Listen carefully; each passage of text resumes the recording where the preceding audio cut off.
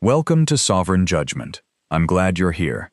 Today's story is about what happens when an entitled neighbor tries to turn private land into a public spectacle, calls the sheriff to have a quiet man arrested, and learns in front of everyone that authority is not always where she thinks it is. She had a printed complaint, a phone full of witnesses, and the confidence of someone who had never once been asked to prove what she claimed. I had a deed, a county contract, and 47 pages of records she had signed herself, without reading. Before we begin, tell me where you're watching from. City, state, country. I always like seeing how far these stories travel. Here's what happened. The sheriff's cruiser rolled up my gravel drive at 8:17 on a Saturday morning. Tires hissing over wet limestone. Blue lights flashing silently against the trunks of old pine trees my father planted by hand in 1976. Karen Delaney stood beside the cruiser in a cream-colored raincoat with brass buttons, holding her phone at chest height, recording before Deputy Sheriff Mark Ellis had even stepped out. Behind her, 12 neighbors clustered along the edge of my hayfield, their boots sinking into the red clay, their faces bright with the nervous excitement of people who believed they were about to watch a trespasser get arrested. The trespasser was supposed to be me. Karen pointed toward the split-rail gate, toward the Greene County maintenance truck parked beside my equipment barn, toward the small brass sign on the post that read, Covenant Ridge Conservation Access, authorized personnel only. That man is blocking community access, she said, loud enough for the phones to catch it. He has no right to be here. I want him removed. Sheriff Ellis took one look at me. Then he looked at Karen. Then he removed his hat, tucked it beneath his arm, and said, Morning, Mr. Whitaker. Karen lowered her phone slightly. I nodded. Morning, Sheriff. He glanced at the folder in my hand, then at the gate, then back at me. You need anything from us, boss? The sound that followed was not silence. It was smaller than that. It was the sound of confidence leaving a group of people all at once. A screen door creaked in the distance. Rain ticked softly on Karen's phone case. Somewhere beyond the pasture, water moved through the culvert under Old Mill Road. Karen blinked twice and said, Boss? To understand why the sheriff called me that on land she swore I was trespassing on, you have to start 9 months earlier, with a letter taped crookedly to my gate. My name is Daniel Whitaker. I am 58 years old, and for 31 of those years I worked as a licensed land surveyor and right-of-way coordinator for Stillwater County Public Works. I retired from the county on paper in 2021, but retirement never quite stuck. 2 years later, the county asked me to come back on contract to manage conservation easements, rural access corridors, and drainage disputes in the north end of the county. That title sounds dull until someone builds a fence across a public ditch, paves over a culvert, or tries to claim land that does not belong to them. My work has always been simple. Read the deed, walk the ground, measure twice, write everything down. The property at the center of this story is called Whitaker Ridge. It is 86.4 acres of timber, hayfield, creek bottom, and one narrow gravel drive that runs from County Road 12 to the old equipment barn near the east pasture. My grandfather bought the first 40 acres in 1948 for $3,200 after returning from years away from home. My father added another 46.4 acres in 1973, paying $18,900 and clearing the first pasture himself, with a borrowed bulldozer and a chain that broke every third stump. I grew up there. I learned to drive on that gravel lane in a 1972 Ford pickup with no power steering. I learned to read survey maps at my father's kitchen table while he explained why a fence is never proof of ownership, and why a man who understands his boundaries never needs to shout about them. When my father died in 2016, he left me the ridge, the barn, 3 file cabinets of property records, and a sentence I wrote down in the back of my first field notebook. Land remembers who respected it. I never joined the neighboring homeowners association. That part matters. Covenant Ridge Estates was built in phases between 2003 and 2009 on land that used to be the Harrigan Dairy Farm. Their subdivision bordered my southern line for about 1,940 feet. The developer, Laurel Bend Communities LLC, marketed the place with words like rural elegance, preserved views, and private nature access. What their brochures carefully avoided saying was that their private nature access consisted of a footpath that stopped 76 feet short of my property line and a scenic overlook that faced my pasture. For years, there was no issue. Most of the neighbors were fine. They waved when I passed. A few asked permission to retrieve runaway dogs. One older man named Graham Pruitt used to bring me peach preserves every September because my ditch carried stormwater away from his backyard during heavy rain. Then Karen Delaney moved into Lot 17. Karen was 46, newly elected president of the Covenant Ridge Homeowners Association, and she had the polished manner of someone who had practiced authority in front of a mirror. She wore oversized sunglasses even on cloudy days, drove a white Lincoln Navigator with HOA President parking placards on the dashboard, and carried a red leather binder thick enough to look official from 20 feet away. Her first letter arrived on October 3. It was taped to my front gate in a plastic sleeve, held in place by 2 strips of silver duct tape that left residue on the cedar. The letterhead read, Covenant Ridge Homeowners Association, Office of Community Compliance. I remember the morning clearly because the air smelled like wet leaves and diesel. I had just come back from checking a washed-out shoulder on Ridge Hollow Road when I saw the paper moving in the wind. The notice accused me of obstructing historic common access to Covenant Ridge Walking Preserve. It demanded that I remove my locked gate within 10 days, stop harassing residents attempting recreational passage, and pay an administrative review fee of $450. The last paragraph said, failure to comply could result in fines of $125 per day, civil enforcement, towing of vehicles, and referral to law enforcement for trespass interference. My name was misspelled twice. I took photographs of the notice before touching it. I photographed the tape, the placement on the gate, the tire tracks outside the entrance, and the navigator's tread pattern where it had pulled halfway onto the shoulder. Then I removed the letter, placed it in a clear evidence sleeve, and logged it in my notebook at 7:42 a.m. I did not call Karen. I did not attend the HOA meeting. I did not post online. I made coffee, sat at the oak table my father built, and read the notice 3 times. At 9:13, Karen arrived in person. She parked directly in front of my gate, blocking the driveway, then stepped out holding the red binder against her chest. Her raincoat was white that day too, with a narrow belt tied too tightly at the waist. A gold chain for her reading glasses hung around her neck, though the glasses were perched on top of her head. She smiled before she spoke. Mr. Whitaker, I assume you received our formal notice. I did, I said. Good. Then we can avoid making this unpleasant. I stood on my side of the gate, with my hands in my jacket pockets. What access are you referring to? She opened the binder and tapped a laminated page with one manicured nail. The walking preserve, she said. Our residents have used this land for years. Your gate is interfering with established community rights. What instrument created those rights? She paused. Excuse me? What deed, easement, plat note, court order, or recorded agreement created the access right you are claiming? Her smile stayed in place, but the muscles around it tightened. It is in the HOA materials. That is not what I asked. She closed the binder halfway. You may not be familiar with how community governance works. I am familiar with how county records work. That was the first moment Karen looked irritated. She told me the association had authority over connected rural amenities. She said the prior owners of my property had understood the arrangement. She said the walking path was listed on their marketing map. She said residents had already paid dues that included maintenance of the preserve. I let her finish. Then I asked one more question. Do you have my signature on anything? For the first time, Karen said nothing. A breeze came through the gate and stirred the yellow leaves along the ditch. Somewhere behind me, a hinge clicked against the barn door. Karen lifted her chin. You'll be hearing from our attorney. Send correspondence by certified mail, I said. She gave me a look meant to feel like a warning, got back into her Navigator, and backed out hard enough to scatter gravel into the road. That afternoon, I started with the records. Stillwater County uses a public land records portal called Parcel View.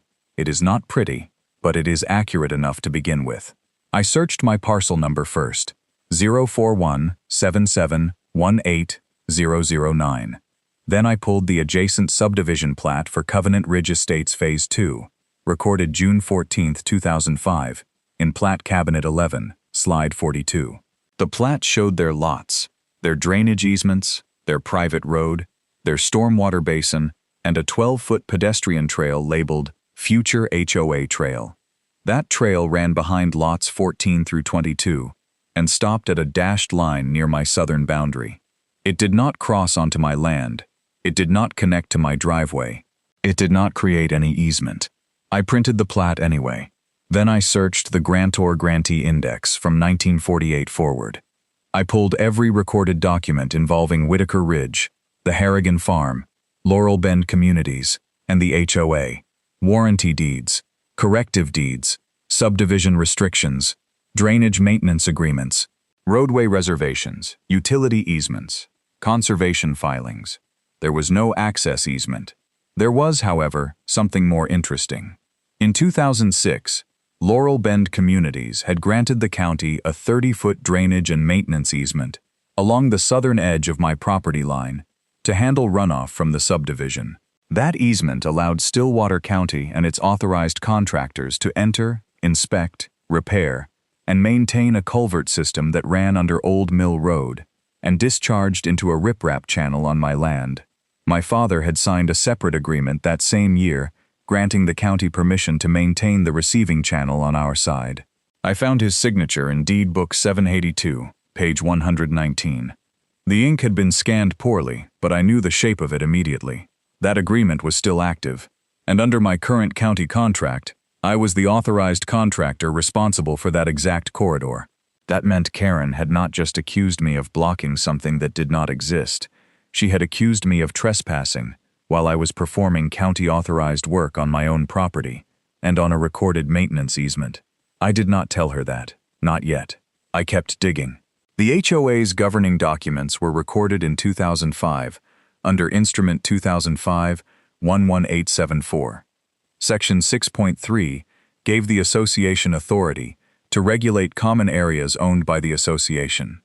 Section 6.8 allowed fines against members for violations on lots within the subdivision. Section 9.2 required written notice and a hearing before penalties could be assessed. I was not a member. My land was not a lot. The alleged walking preserve was not a common area. Their own document said so. On October 5th, I visited the Stillwater County Clerk's office in person. The clerk, Miriam Tallow, has worked there longer than I have been licensed. She wears half-moon glasses on a chain and remembers document numbers the way some people remember birthdays. When I asked for certified copies, she raised one eyebrow. "How many are we talking?" "Start with 8, I said.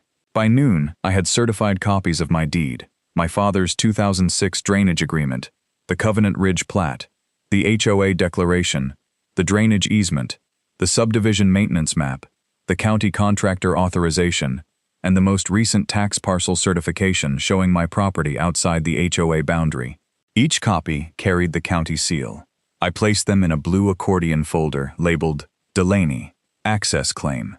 That folder became very heavy over the next 3 months. Karen's second letter arrived by certified mail on October 11th. This time, the fine had increased to $1,250. The letter claimed I had refused lawful HOA inspection access and continued unlawful exclusion of residents from preserved land. It cited Article 14.6 of the HOA Rules and Standards Manual. I had already read that manual. There was no Article 14.6. The document ended at Article 12. I printed the tracking receipt, scanned the envelope, and placed the letter beside the first notice. 2 days later, a post appeared in the Covenant Ridge Residents Forum. Karen wrote, "A neighboring landowner is attempting to privatize trail access that families here have enjoyed for nearly 20 years. The board is taking appropriate action. We will not allow bullying or obstruction." She attached a cropped photo of my locked gate. She did not attach a deed. By evening, there were 72 comments. Some called me selfish. Some said I was trying to steal land. One resident suggested cutting the chain. Karen replied to that comment with, "Please allow the board and law enforcement to handle this." I saved the entire thread as a PDF at 8:06 p.m. On October 18th, 2 teenagers climbed my gate and walked half a mile up the gravel drive toward the creek. My cameras caught them at 4:22 p.m. They were not malicious. They were laughing, carrying energy drinks, and one of them waved toward the camera like he was on a dare. I called their parents, not the sheriff. One father, Graham Pruitt's son-in-law, apologized immediately. The other parent said, "Karen told everybody the path was ours." I wrote that down. On October 23rd, I received an email from a man named Brent Lasker, who identified himself as counsel for the Covenant Ridge HOA. His email signature listed Lasker Community Law Group, but when I searched the state bar directory, no active attorney named Brent Lasker appeared. There was a Brent A. Lasker whose license had been administratively suspended 14 months earlier for failure to complete continuing legal education and non-payment of fees. His letter threatened injunctive relief, statutory damages, and criminal trespass referral unless I opened the gate within 5 business days. I printed the email header. Then I checked the metadata. The PDF had been created by Karen Delaney. At that point, the pattern was clear.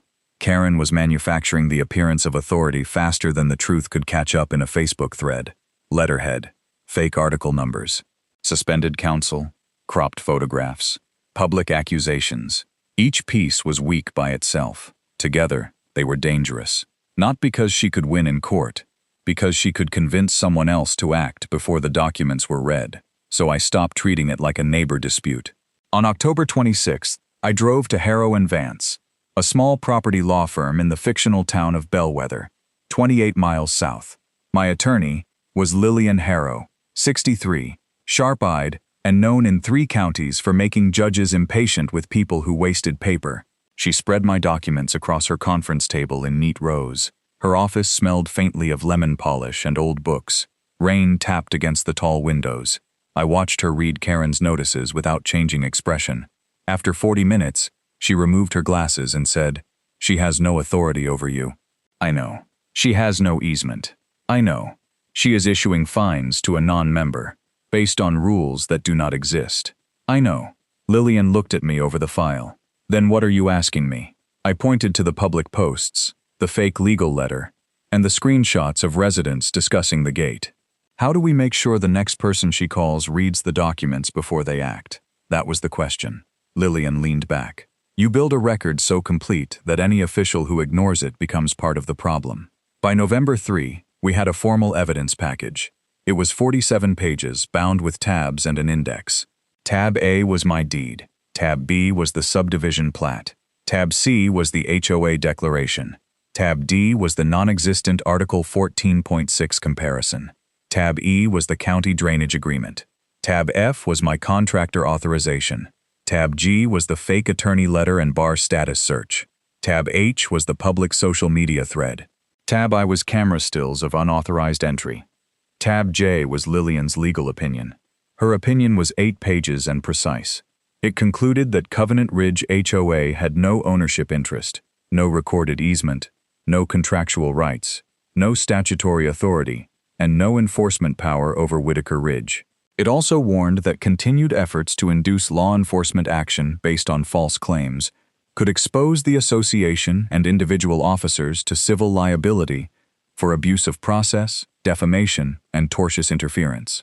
We sent copies by certified mail to Karen Delaney, the HOA board secretary, the HOA registered agent, Brent Lasker, and the Stillwater County Sheriff's Office.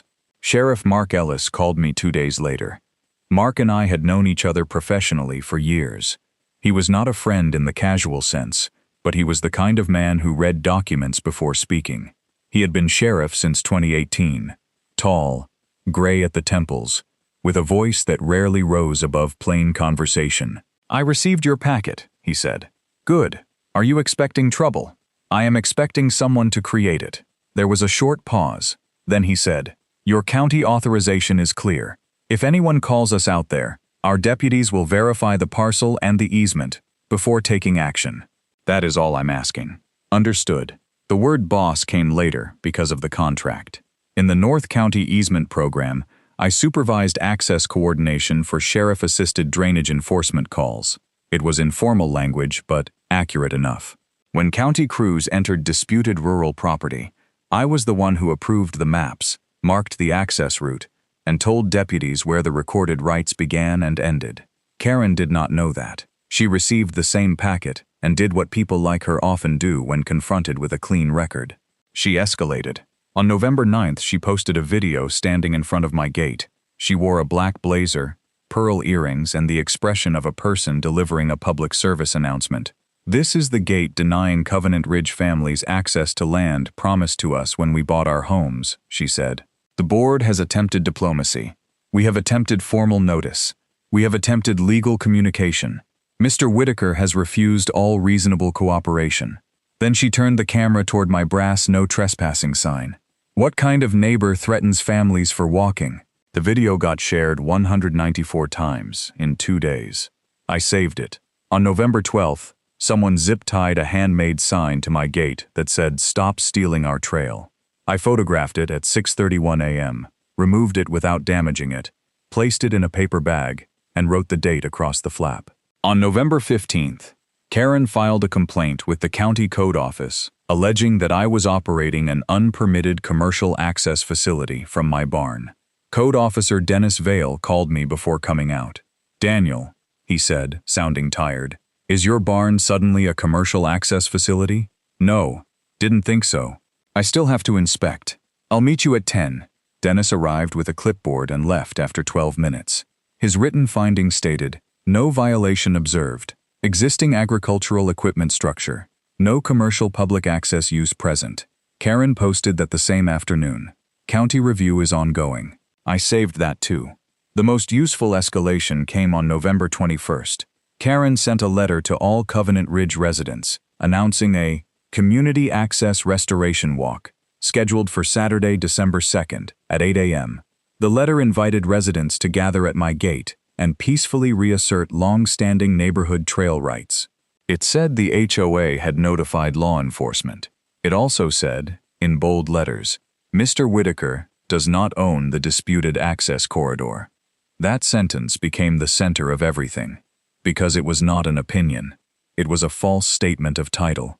Lillian read it twice and said, "Now she has written the rope herself." Still, we did not react publicly. Instead, we prepared. First, I installed 2 additional cameras, one on the cedar post facing the road, one under the barn eave facing the drive. Both uploaded to cloud storage and displayed timestamps. Second, Lillian sent a cease and desist letter, not emotional, not dramatic, just 4 pages of law and facts. It demanded that Karen and the HOA retract the false statement, cancel the planned walk, stop issuing fines, and preserve all communications concerning Whitaker Ridge. Third, I filed a formal notice with the sheriff's office, asking that any call involving the gate be treated as a property rights dispute, supported by certified documents already on file.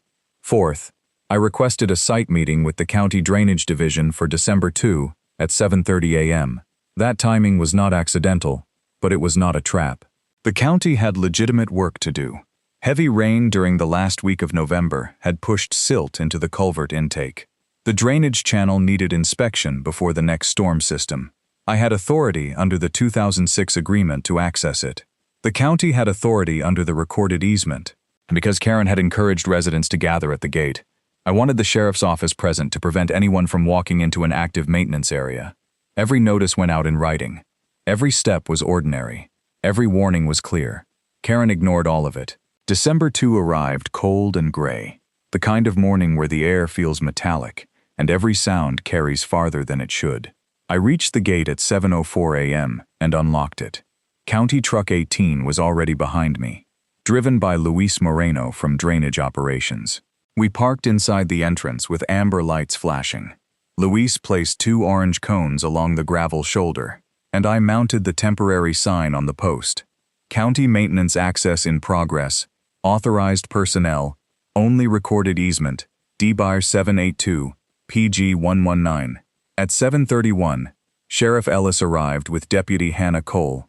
At 7:44, Karen's white Navigator came around the bend, followed by 7 other vehicles. She stepped out wearing the cream raincoat again. Behind her came residents with coffee cups, phones, and children in winter hats. One man carried a folded Covenant Ridge banner. Someone had brought a box of donuts. Karen looked at the open gate, the county truck, the sheriff's cruiser, and me standing beside the sign with a clipboard. For a moment, I could see her recalculating. Then she chose the version of herself she had already rehearsed. "This is unlawful," she said. Sheriff Ellis walked toward her. "Morning, Mrs. Delaney." "Sheriff, thank you for coming. We need this man removed for trespassing and obstruction. He opened the gate to make it look like he has authority here, but this is HOA access property." I said nothing. Karen turned her phone camera on. "Sheriff, I want a formal record that Mr. Whitaker is trespassing on the Covenant Ridge access corridor." Sheriff Ellis glanced toward me, then toward the brass sign, then at the certified packet tucked under his arm. "Mrs. Delaney," he said, "this parcel belongs to Mr. Whitaker."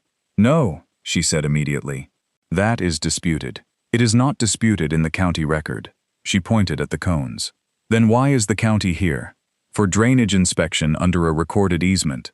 That easement does not give him the right to block our community access. There is no recorded community access." Her face flushed above the collar of the raincoat. "That is not what our documents say." Sheriff Ellis opened the packet to the plat map. He held it flat on the hood of his cruiser.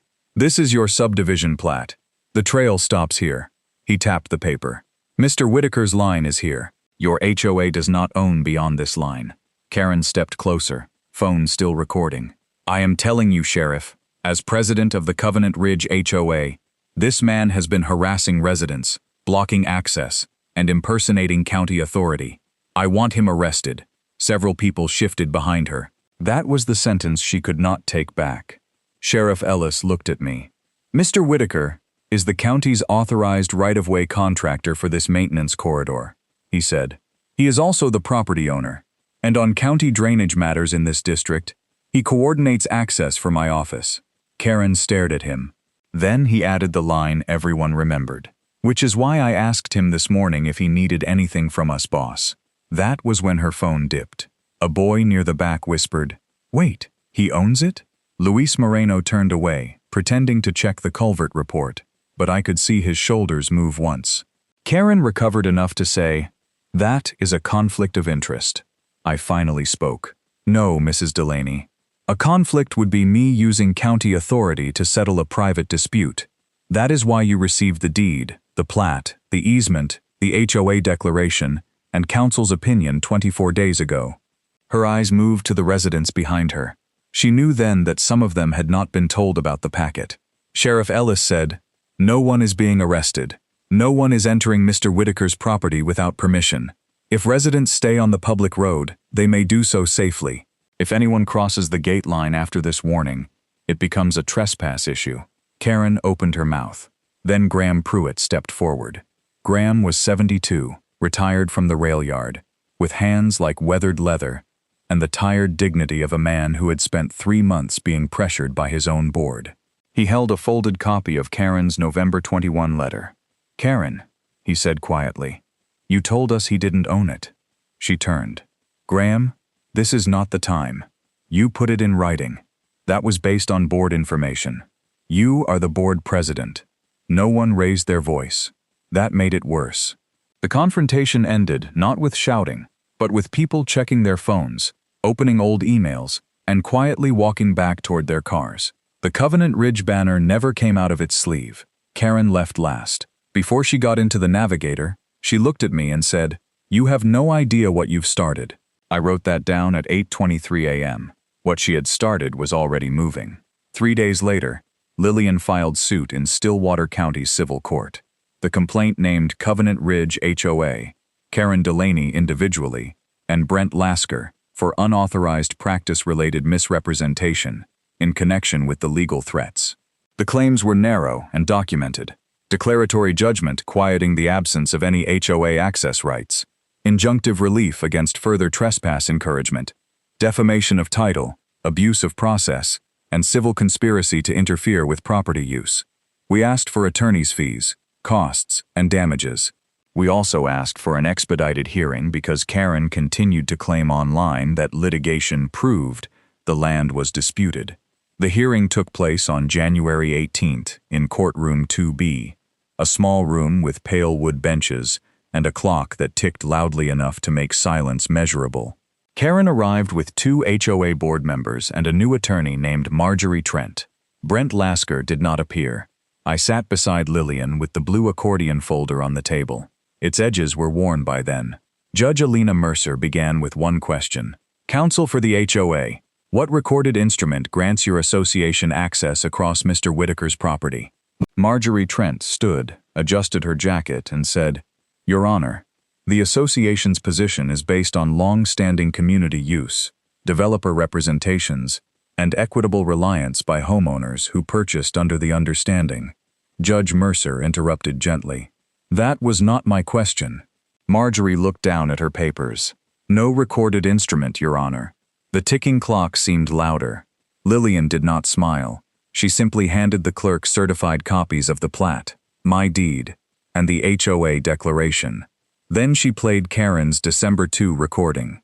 It was strange hearing that morning from the courtroom speakers.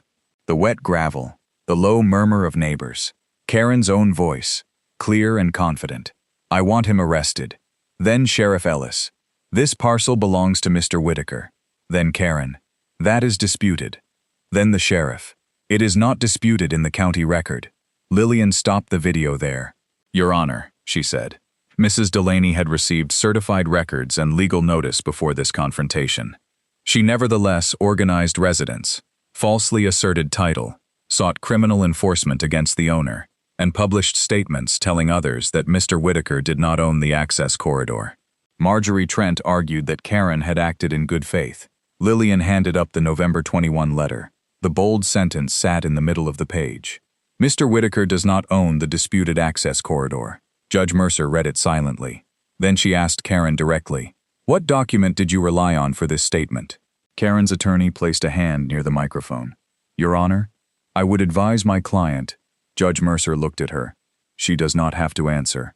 But if she does not, I will evaluate the written record as it stands. Karen chose to answer. The developer map, she said. Was it recorded? I don't know. Did it contain Mr. Whitaker's signature? No. Did your counsel advise you after receiving certified records that the statement was inaccurate? Karen hesitated. Lillian had the email. It was from Marjorie Trent to Karen, dated November 29th, 3 days before the access walk. Subject line, Whitaker matter, strong caution. The email said the HOA should not tell residents the association had a right of access without recorded support. Karen had forwarded it to the board with one sentence. We cannot back down now or we look weak. That was the moment the case changed. Not because of anything I said, because of what Karen had written. On February 6th, Judge Mercer entered a temporary injunction. It prohibited the HOA and its officers from representing that any access right existed across Whitaker Ridge, from encouraging residents to enter my property, from issuing fines or notices to me, and from contacting law enforcement with trespass allegations unless they disclosed the court order and the certified property records. The judge also ordered the HOA to send a corrective notice to every resident within 7 days. Karen resisted even that. Her corrective notice said, Due to ongoing legal complexities, the board has been instructed to pause access restoration efforts. Lillian filed a motion for contempt. At the March 4th hearing, Judge Mercer read the required language aloud and then read Karen's version. She looked over her glasses and said, Mrs. Delaney, this court did not order you to preserve your pride. It ordered you to correct a falsehood. The final corrective notice went out the next morning. It said plainly, Whitaker Ridge is private property owned by Daniel Whitaker. Covenant Ridge HOA has no recorded easement, ownership interest, or access right across the property. Prior statements suggesting otherwise were inaccurate. That sentence did more damage to Karen's authority than any argument I could have made. Residents started asking for documents. Graham Pruitt requested 5 years of board meeting minutes. A younger homeowner named Nadine Keller requested legal invoices. Another resident, Paul Sutter, requested all communications with Brent Lasker. What they found widened the crack. The HOA had paid Brent Lasker $6,800 across 4 invoices after his law license had been suspended. Karen had approved the payments personally. The board had spent $3,450 printing trail restoration materials and $2,100 on private security consultation for a property they did not own. They had assessed a $300 special access preservation fee against 84 homes without the member vote required under Section 5.11 of their own declaration. That was not my lawsuit anymore. That was Covenant Ridge turning inward. On April 12th, at a special membership meeting held in the subdivision clubhouse, 117 homeowners signed in. The bylaws required 75 for quorum. Karen sat at the front table under recessed lights that made her cream blazer look almost gray. Her red binder was there too, but for once, it stayed closed. I attended only because Graham asked me to. I stood in the back beside the coffee urn and said nothing. The vote to remove Karen Delaney as HOA president passed 91-18. The vote to remove Treasurer Alan Bridger passed 84-22. The vote to authorize an independent audit passed 103-6. When Karen tried to speak over the new temporary chair, a woman in the second row said, "No, Karen. We read the documents." That was the sentence she had feared from the beginning. The civil case settled in May. The settlement terms were entered into the court record because the HOA's insurance carrier required judicial approval. Covenant Ridge HOA paid $48,750 toward my attorney's fees and costs. Karen Delaney personally paid $18,000 for defamation of title and false statements made outside her board authority. The HOA recorded a permanent notice of no access interest against its own common area parcel to prevent future boards from reviving the claim. Brent Lasker signed a consent agreement with the fictional State Professional Responsibility Office, admitting he had used legal letterhead while suspended. He paid a $7,500 administrative penalty and agreed not to provide legal services unless reinstated. The special assessment was refunded to residents at $300 per household, plus $22.40 in interest. The HOA's insurer declined to renew its policy without governance reforms, and Karen sold Lot 17 in August for $41,000 less than she had listed it. I did not celebrate that. Property disputes do not leave winners in the way people imagine. They leave documents, bills, resentments, corrected maps, and sometimes a quieter road. By September, the gate at Whitaker Ridge looked almost the same as it always had. The duct tape residue was gone. The cedar had weathered silver at the edges. The brass sign was still there, but beneath it, I added a smaller one at Lillian's suggestion. Private property, no public trail access county. Easement access. By authorization only Graham still brings peach preserves. Nadine Keller became the HOA secretary and sent me a handwritten apology on thick blue paper. I kept it. Not in the Delaney folder, but in the top drawer of my desk. The county replaced the culvert intake in October. Luis Moreno and I stood ankle-deep in Cold Creek water, while the excavator set new stone along the bank. The air smelled like wet leaves again, just as it had the morning Karen's first letter appeared. After the crew left, I walked the gravel drive alone. The ridge was quiet, except for the creek and the soft knocking of a loose chain against the gatepost. Late sun moved through the pines my father planted, striping the ground in gold. I stopped at the place where Karen had stood with her phone raised and tried to imagine what she had seen. A gate, a quiet man, a chance to perform authority. What she had not seen was the record beneath her feet. The deed, the plat, the easement, the signatures, the dates, the work, the memory. That is usually where false authority fails. It studies the audience, but not the ground. There are 4 lessons I took from what happened at Whitaker Ridge. If someone claims a right to your land, ask for the recorded instrument. Not a map, not a brochure, not a memory.